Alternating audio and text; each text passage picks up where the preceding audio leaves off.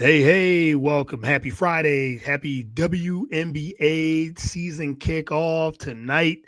I'm your host, as always, Courtney Hardin. Welcome back to a new episode of the Real Deal podcast. And for the W fans and women's basketball fans, this is it. It's like Christmas for us fans and who covers media, just fans of women's basketball. And it starts tonight. And I got my last guest on the show. And as I told her before we start recording, saving the best for last. But before we get started, hit my intro.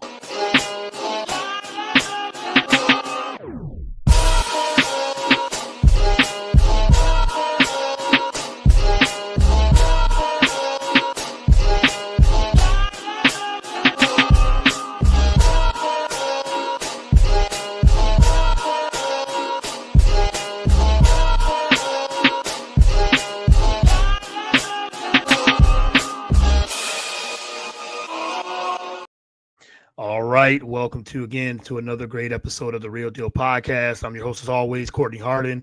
Happy Friday, like I said, and happy WNBA day weekend. Very exciting. It's the tip-off tonight. And I've had a lot of great guests on. We've been previewing the not just this week, we've been previewing it for almost a whole year, but it's finally here. And like I said, I have had a lot of great guests this week and got another one waiting in the wings. So I'm not going to keep her long, but you can follow the show on all the podcast platforms, Spotify, Apple, YouTube, B S3 Network, TV.com, the Roku channel, BS3 Network. You can also follow me on all the social media platforms. I'm everywhere: Twitter, Facebook, Instagram, TikTok, Blue Sky. I got a Blue Sky account, trying to get into that as well. Just more content from there and to get it on there. So I am not gonna returning guests back to the show. This incredible woman is plugged into women's basketball, women's sports, I should say, just in general. And on top of that, she's a mother as well. But she's a great content creator. Taelor Jae of the women's, she calls herself the Women's Sports Watcher, which she is. Everyone watches women's sports podcast. So welcome to the show, Taelor. Back to the show. Really appreciate it. Thank you for having me back. I appreciate it. I'm so excited for tonight. How about you? Oh my goodness. Yes, we are. Yes, very, very excited. Getting ready, get my popcorn ready, as T.O. would say, and gonna sit back, gonna have some dinner. Me and my wife, we've been waiting for this season, and so much has happened since the last time we talked. And even like you said, I had Unrivaled, which was like an appetizer. That Unrivaled was great. Was really good. That just whet the appetite there. But now it's the entree. So yeah, very excited for the W to begin. So I know you are too. Yeah, Unrivaled was incredible. I think it was, Yeah. I know that some people were a little disappointed in some things, and that's okay. You gotta start somewhere. Mm-hmm. But I thought it was great. I thought everybody played great. I loved the social media content and, just Yes. getting to know the players on a little bit more personal level. Yeah. Shout out to Marina, because I know a lot of people got to fall in love with Marina Mabry over the course of Unrivaled and her TikTok adventures that she Yes. took us all on. And yeah, I'm just super stoked for the season. There's been a lot of interesting moves, a lot of unfortunate injuries that are, Yeah. changing kind of what we all thought was going to happen this year. So, yeah, it's just an exciting time. Like I said, it feels like Christmas. It does. It totally does feel like, especially if you're a women's basketball fan, it really does feel like Christmas. And I love when kickoffs happen in a lot of sports too, and with the NBA and NFL especially, and the WNBA just right up there too for me. So I love when the kickoff happens because now all the preview shows that we've either listened to, we've done ourselves, we did our own predictions and things like that, and then the tip off happens. It's like, oh, okay, that now is the season's here. So yeah, it's Unrivaled. Unrivaled was really good, especially the social media engagement was great, and the games were good. The 1v1 tournament was good. yeah, it was an exciting time. And I know that's going to continue to keep growing too. So looking forward to seeing what happens there. So, all right, well, let's get started. Let's start right from the top. First question I want to ask you is about the storylines. I know there's quite a bit. There's been so much player movement, new coaches.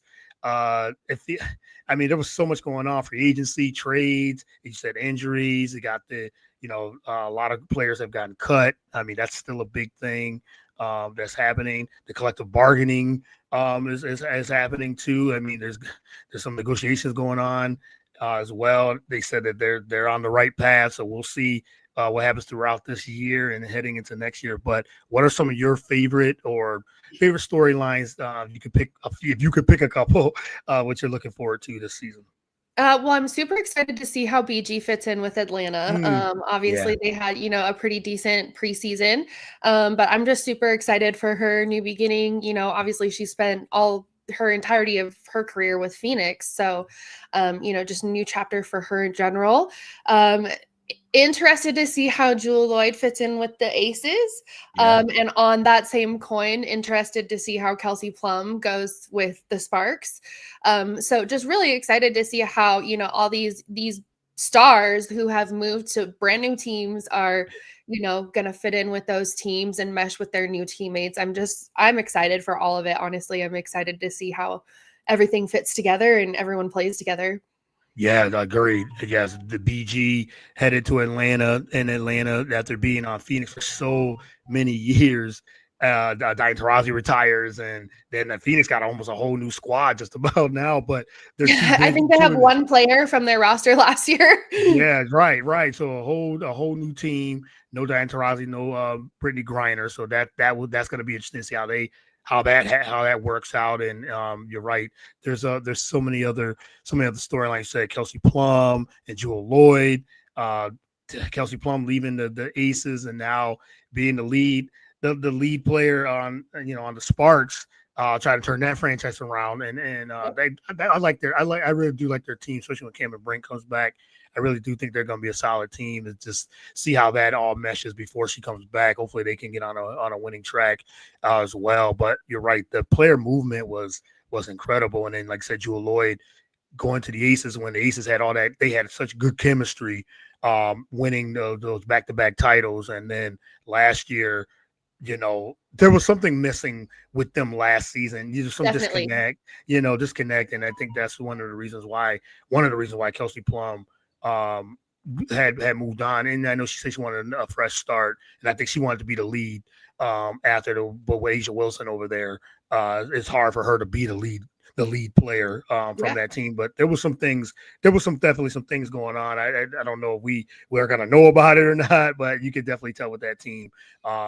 Like some disconnect was going on there too, but it's always interesting when somebody, in this case Kelsey Plum, tries to make a point that there is no animosity. It's like, okay, well, why would you say that unless there was animosity of some kind or something, some type of rift happened. So, I'm not saying that they're on bad terms currently. It doesn't seem that they appear to be, but there's definitely something that happened that made Kelsey kind of want to say, okay, I'm going to hang my hat here and take my talents elsewhere.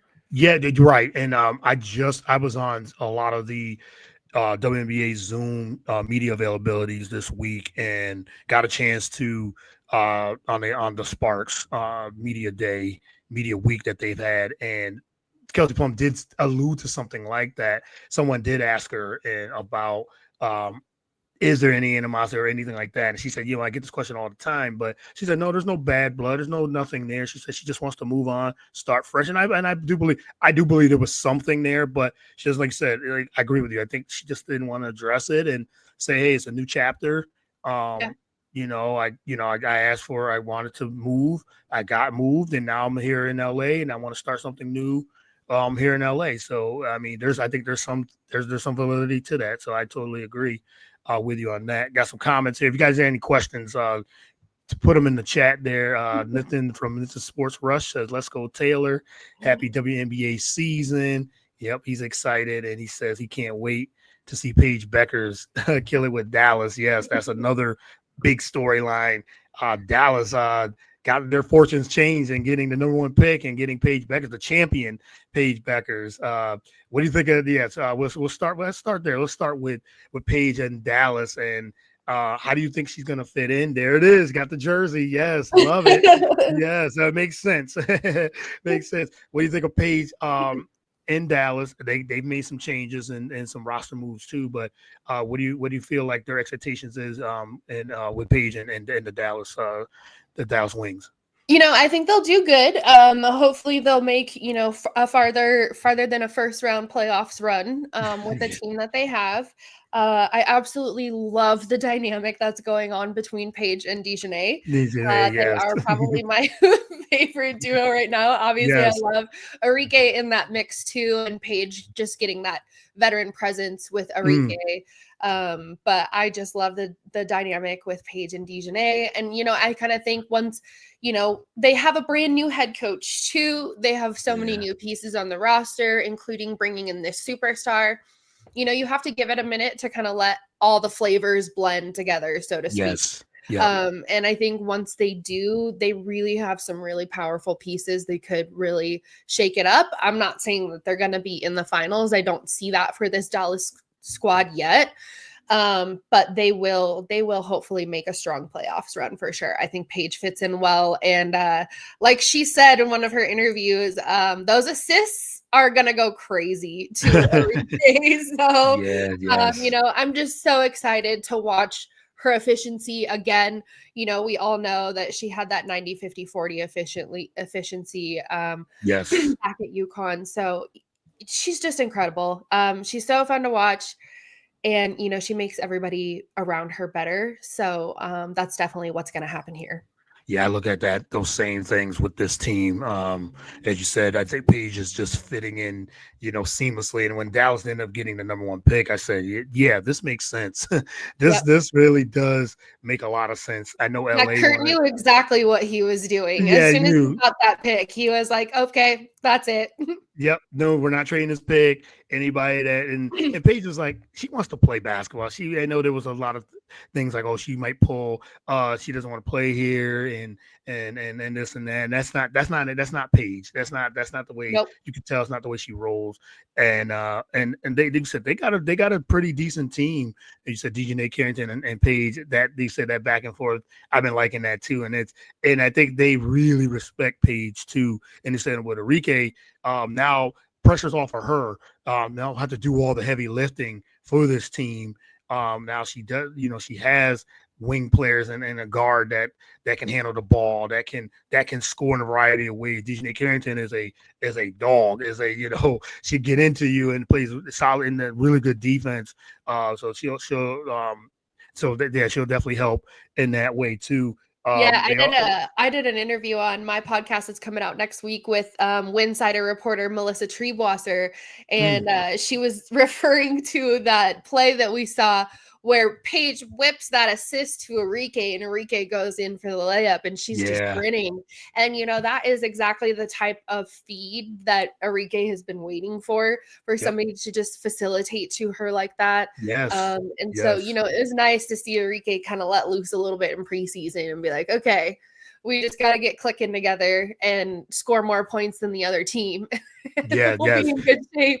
They're gonna be a team to watch. I agree with you. I think there might be one of those teams that's gonna surprise and really maybe lock in one of those last playoff spots, especially if they could stay healthy. And they got Melissa Smith, who I feel like needed a new start. I think she was the odd person out in Indiana, and now she could come here and really play to her strengths. Not a lot of pressure, and just come in and rebound, play defense, and score when it's needed. So they're a team that can actually surprise some. But let's get a start at I want to ask you about your top teams. It seemed like the consensus top 4, whatever order you want to put them in. I want to ask you if this is the order, or not the order, but any team that these are the top teams. Looks like it's going to be the Liberty, Minnesota, Indiana, and the Aces. Do you agree that top 4? No particular order. I agree, except that I think that Seattle could potentially fit in there somewhere, either above Indiana or above Las Vegas, I get it. Yeah. depending on how things go. I see his question in the chat. What are my thoughts on Tasha Cloud going to the Liberty? Absolutely love it. Yeah. I love Tasha Cloud. I love the Mhm. Liberty. And I love how she's fitting in with them. And she's just so excited to play with everybody that she's playing with, that she's like, what do I gotta do? Tell me what do I gotta do? Tell me who I have to be and what kind of role I have to play, and I'll play it. And that's what I love about Tasha Cloud. She's just a Jane of all trades, as they say. So. Yes. So I love that. But yeah, I do think that Seattle could potentially fit in that. And I also think that potentially, not saying top 4, but definitely top 6, maybe top 8. I definitely think we see something different than people are expecting from the Chicago Sky as well. Mm-hmm. Yeah, I agree. I love what Chicago has done. Getting Vandersloot, having a getting guard, her back. Oh, getting her back. Yeah, champion. I mean, a champion on that team, and then also one with the Liberty. Yep. I like that move, and I love the coaching of Tyler Marsh, being able to lead this. I mean, he's getting high praise. So, being able to unlock something out of, with Cardoso and Angel Reese, I guess you want to call them Twin Towers, and, the bigs. And Angel Reese even said herself what she wants to improve in is her handling the ball and shooting from the outside. And I think that will just give so much space for Cardoso to really dominate down low. I mean, the woman's 6'7", so it's not, so it's like you want 2 bigs in the post. There's not much room on the inside, so you gotta have that. So he said, and he said again on like he wants to have Angel handle the ball a little bit more, and she wants to do that. She wants to be a more better all around player. She said that. So she said this week on the media availability. He said it. Point forward, point center, whatever you want to call her. She wants to handle the ball a little bit, and I think having Vandersloot there too to help out those guards. Really, I do like Chicago to be a top 6, top 7 team as well. So I agree on that. So let's talk about. I love Tyler Marsh. I think that his coaching style is incredible. He's one of those coaches, again, who used to be in the NBA, came over to the W for very specific reasons. And referring back to Unrivaled, most of us know that Angel got the opportunity to work with Lisa Leslie. Yes. And you can tell in her game already the improvements that she made while working with Lisa. You can see it already. So I'm just excited for her. I know that she's been putting a lot of work into her game, and to not that the things that people are saying are true, but she is working her ass off to beat the allegations of what people are saying about her rebounding and how it's all based off of just missing her own layups, which, like I said, is not true. That has all been proven wrong. But it's something that I know Angel is like, fuck this, I'm gonna prove these people wrong. Exactly. And Angel had an incredible year. No matter, and I know there was a lot of false narratives. There was a lot of false narratives around the W period. And me and you talked about this before. It's like, okay, we're not gonna feed into a lot of this stuff. And this we want to watch basketball. We want to watch the best players play in the best league. And there was so many new eyes here, and that's great, but it's all that toxicity that is not needed for this league. We want to, and I think now with Angel, you said improving, there's pressure for me. There's pressure off of her too this season now, because now she can just concentrate. We've seen it. She worked on her game. Lisa Leslie she said, I need to work on you when it was layups, and look at they did. And they did, and it was on Unrivaled, and Unrivaled kind of like, I thought that was really good for Angel's game to improve. And like I said, she had an incredible year, double, and almost led Chicago into the playoffs. And now she said, I just want to win, because I'm not used to not winning. I want to win, and I love that attitude that she's putting in. It's like, yes, I want to win, and now she has maybe have a coach. Now I love Teaspoon. But now but there was rumors there was no structure, and we've seen that on the product of the team. Now maybe have a coach with some structure and really know what to do with someone like Angel Reese's talent. Yeah, and Angel is never gonna obviously dog out Kim Mulkey. She loves Kim Mulkey, but Yeah, I know right. that Angel is excited to play again with Haley Van Lith in Yes. a better system for Haley. Yeah. I know that they both know that Haley was kind of playing a role she was not used to playing. She was so lost out there. We all saw it at times. Some of the memes that were made of HVL at that time were just brutal. But she was lost because she was playing a position she wasn't supposed to play. And Tyler Marsh is going to use HVL how she is supposed to be utilized, and that will make both of them better teammates for each other. Yeah, for sure. Yes. Haley Van Lith. I've always enjoyed watching her, and the run she had with TCU this past season was incredible. Like it was, but it is interesting. We got to see Haley Van Lith when she was in Louisville. And it's like this is the Haley Van Lith that we've all been accustomed to. Right. It just was the LSU thing just didn't work out, and it happens. You get into the transfer portal, and she wanted to win with LSU after these came off their championship run, and it just didn't fit. The Kim Mulkey, it just didn't fit. So I'm excited to see how, like I said, I'm with you on the Chicago Sky as well. But kind of talked a little bit about the Liberty, the defending champions. I think they're going to be there. I think it seems like people think it's going to be Minnesota or New York again. So I'm excited to see if that will end up something different than people say. Obviously, they do seem like the two strongest teams, but you never know what can happen. So. Yeah, you're right. I think Minnesota, they're on this like revenge tour, which I love seeing this, and I think they brought back their squad, which is interesting because they weren't particularly wrong. Do you know what I mean? There's nothing that happened to them that hasn't happened to any other team ever. So, that's just kind of how the cookie crumbles, so to speak. When you're in a final series, you win one game, you come back and lose the next one. That's what happens. So, I don't know that the revenge tour is necessarily the mindset that Minnesota needs to have, but if that's what they're going to do, then that's what they're going to do. Right. A motivated team like that. I mean, they don't really need much motivation, but like you said, the way they lost the finals, I'm just hearing that this is like, okay, we're going to just try to dominate this league this season. And I'm going to love to see a Nafisa Collier with that chip on her shoulder. I mean, early MVP favorite. She's my MVP.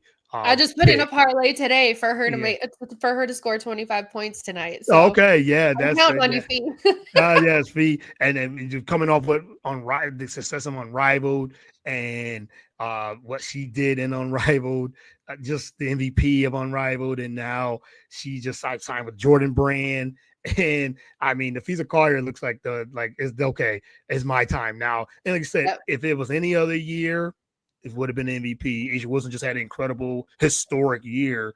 I mean, if there was any other years, the fee would have been the MVP. So I think that's another motivating factor. And she just does it so quietly, so smooth.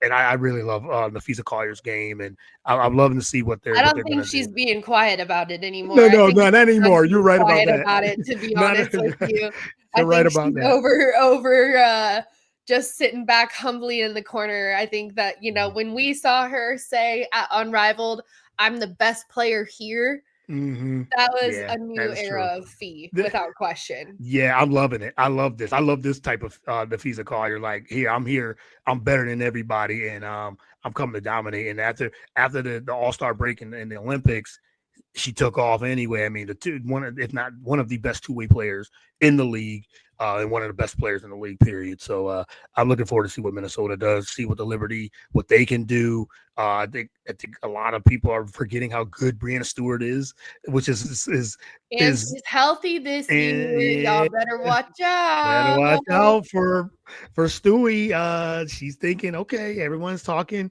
Like I said, they talking Asia, talking Caitlin and others. I mean, don't get it twisted. I'm still a top 5 player, top 3 player. Here we go.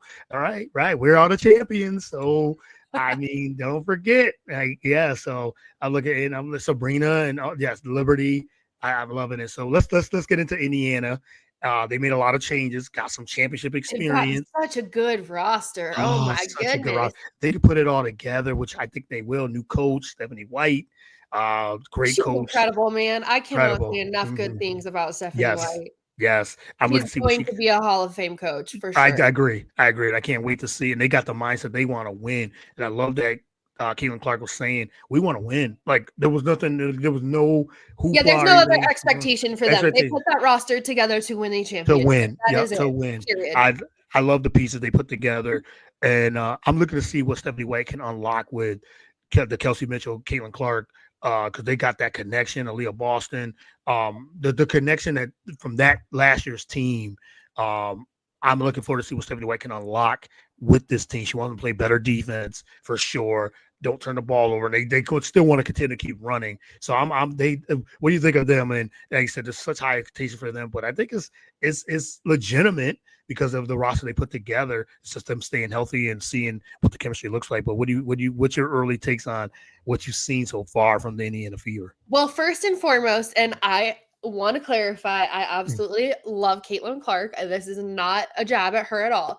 But Yep. if they are going to, I love her too. if they are going to do what they I like need her to too. do, she cannot lead the league in turnovers again. Yes. Cannot. Yes. Exactly. However, in her favor is DeWanna Bonner on her team now. So she has somebody that is better to, looking for those types of passes that Caitlin likes to make, somebody who can be on the perimeter or can be down low and be there to finish those passes that Caitlin is making. And those will hopefully not result in as many turnovers for her. But they have much more depth this season than they did last season. Obviously, the addition of Sid Colson to back up Caitlin is going to be huge for them. The addition of Sophie Cunningham, another great 3-point scorer to help Caitlin and Kelsey from the perimeter.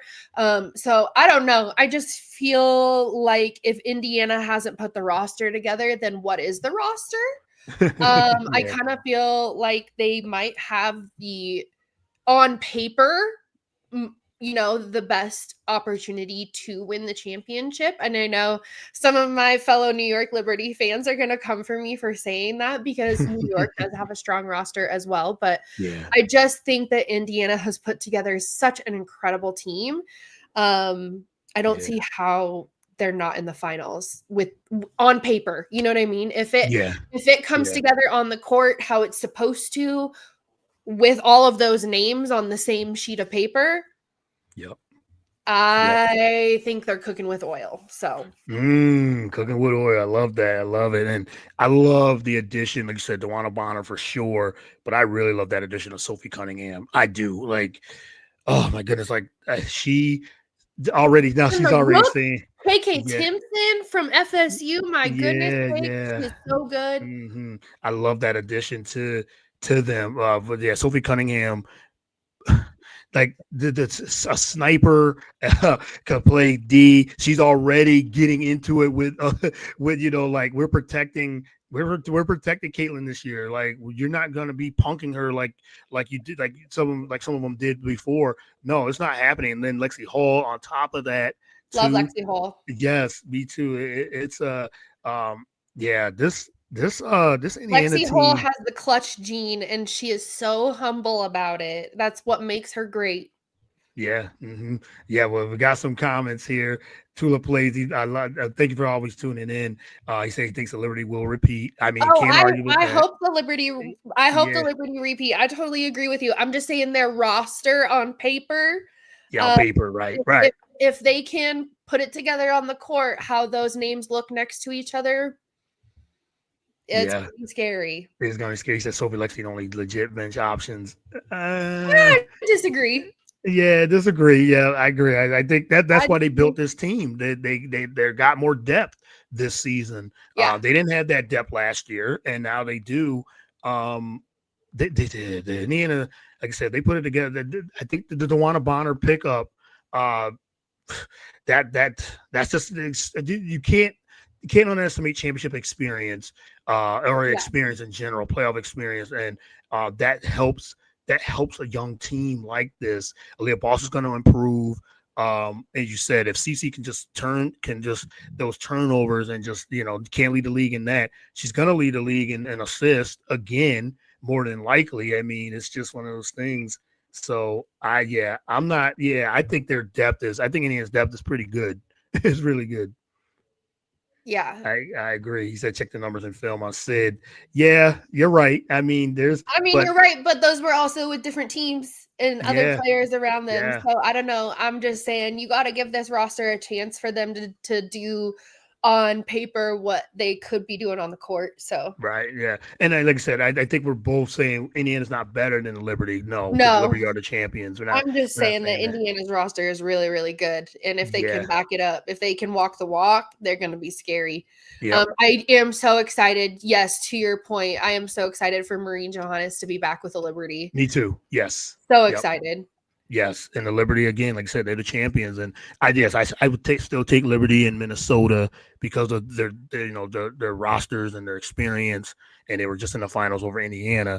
But Indiana is in that top four. I mean, I think we can't argue against our top five. If you want to say, if you said about Seattle, maybe cracking that, but and then the Aces as well. Indiana's a top five team with that roster, so that's for sure. I think we cover. Oh, there's another team, a new team.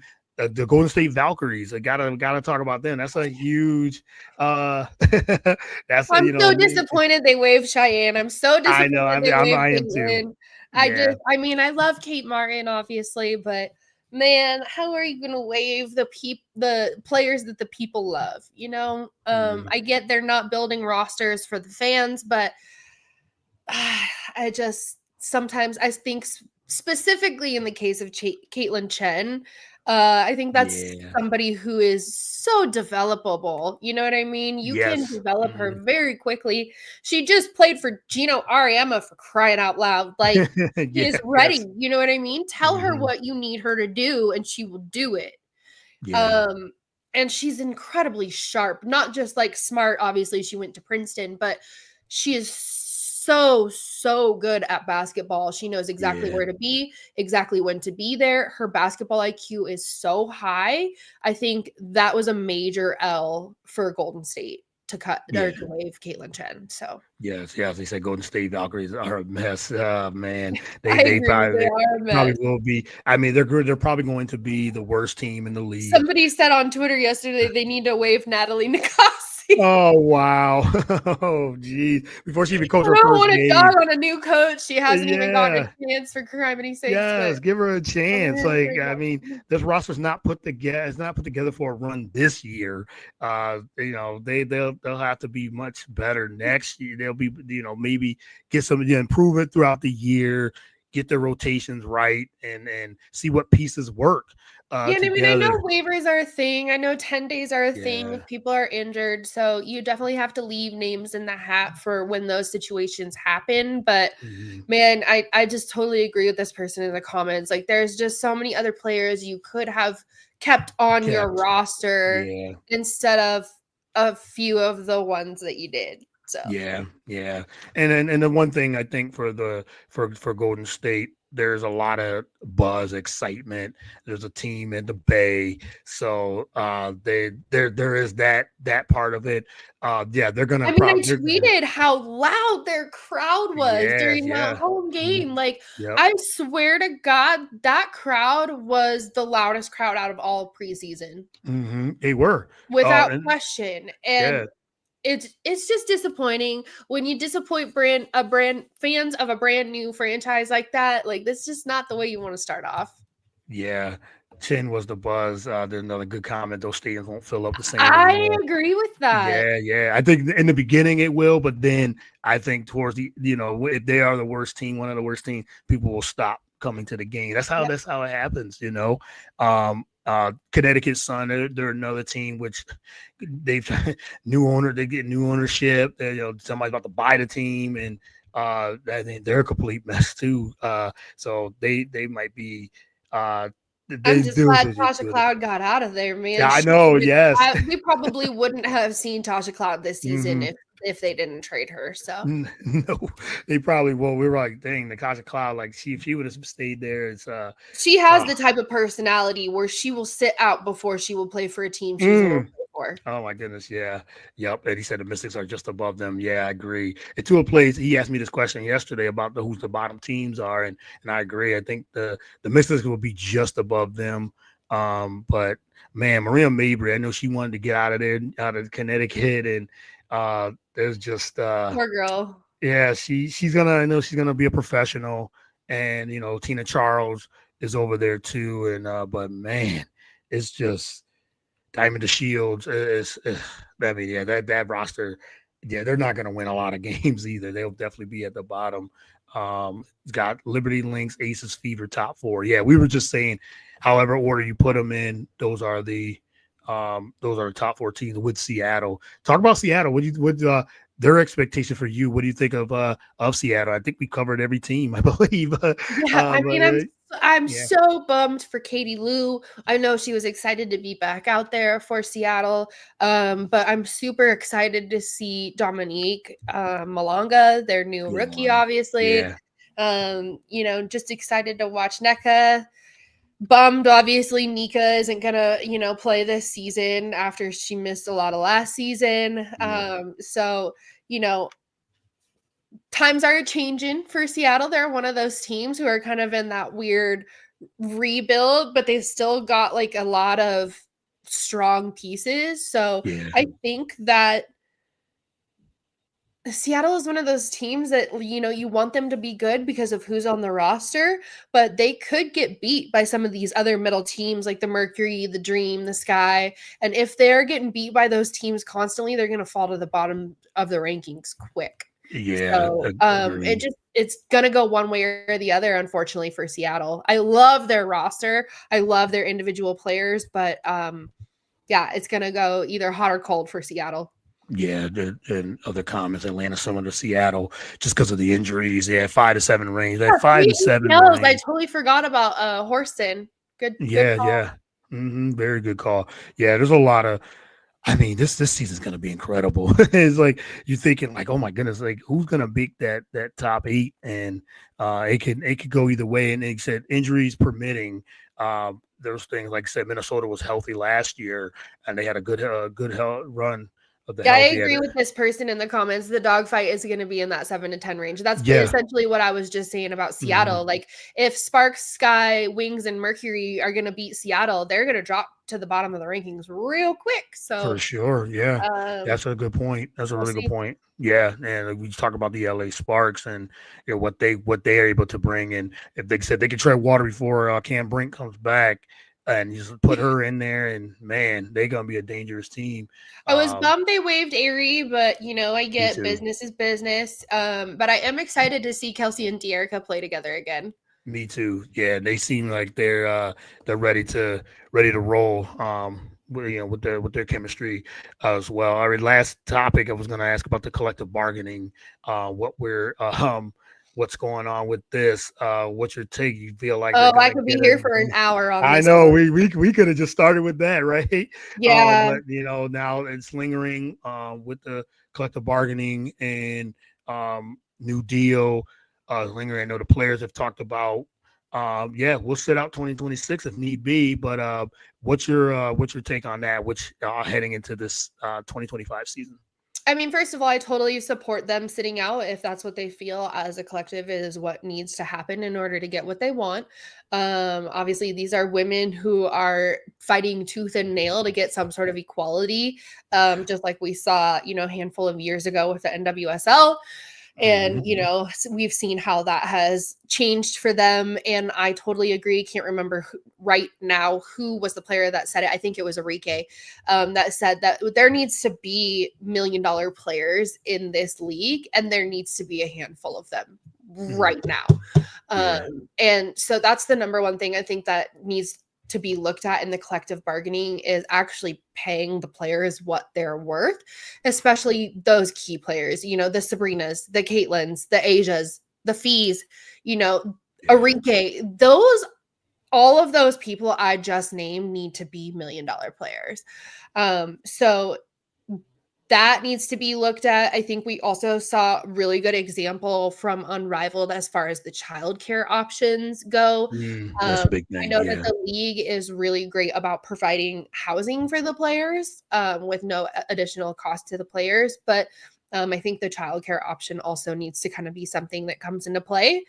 And as far as the basketball side of things, yes, we are expanding the league. We are adding new franchises, but we also have to expand roster size. And especially Yeah. when we're Yes. seeing a preseason like right now, where so many quality people are getting waived, you have to at least add two players to every roster. You have to. So yeah, those are I think my three big things for collective bargaining that I think we're gonna see players fight for. I totally support them sitting out if that's what it comes to. Yeah, I 100% agree, and I don't even have much to add to that because I think those are some of the key points when it comes to this collective bargaining agreement.